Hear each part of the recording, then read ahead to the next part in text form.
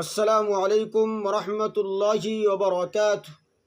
সম্মানিত দিনী ভাইগণ, আশা করি এবং দোয়া করি আপনারা সকলেই ভালো আছেন। আপনাদের দোয়াই আল্লাহ পাকের রহমতে হুজুর পাক সাল্লাল্লাহু আলাইহি ওয়াসাল্লামের ফয়েজ ও বরকতে আমিও ভালো আছি। আজকে আমি আপনাদেরকে যে আমলটা দেব, আমি গত একটা ভিডিওতে আলোচনা করেছিলাম জিনের কারণে রোগী যদি বোবা হয়ে যায় এর একটা তদবির দিয়েছিলাম। আজকে আমি দ্বিতীয় পদ্ধতি নিয়ে আলোচনা করব।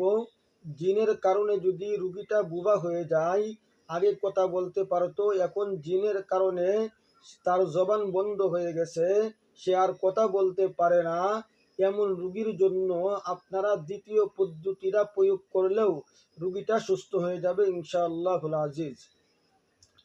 এবার আসুন দ্বিতীয় পদ্ধতি আমি আলোচনা করি, মনোযোগ সহকারে শুনবেন। দ্বিতীয় পদ্ধতি হলো, প্রথমে আপনি এক জগ পানি নেবেন। আমি আগেও বলছি, আপনি পানিটা নেবেন হয়তো বৃষ্টির পানি, না হয় জমজমের পানি, না হয় সাত মসজিদের পানি, অথবা নদীর স্রোতের পানি। এই পানিগুলোর উপর যখন আপনি আমলটা করবেন তখন 100% কাজ করবে।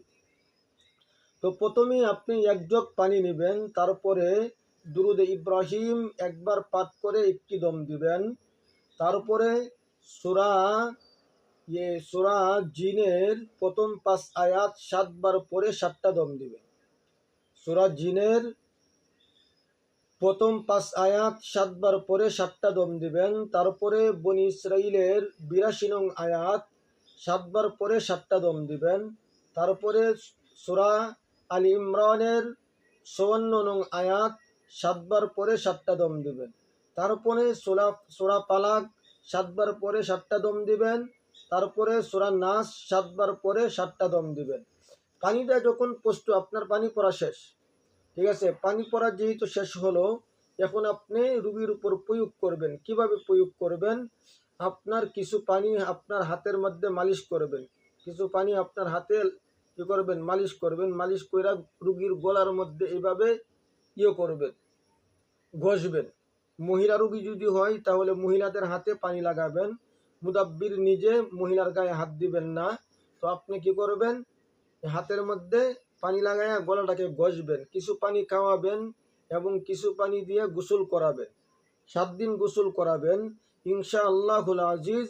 আল্লাহ পাকের হাবিব যদি রুগীকে ক্ষমা করে, যদি আল্লাহ রুগীকে যদি সুস্থ করান, তাহলে দেখবেন এই তদবিরের মাধ্যমেই সুস্থ করাইয়া দিবেন।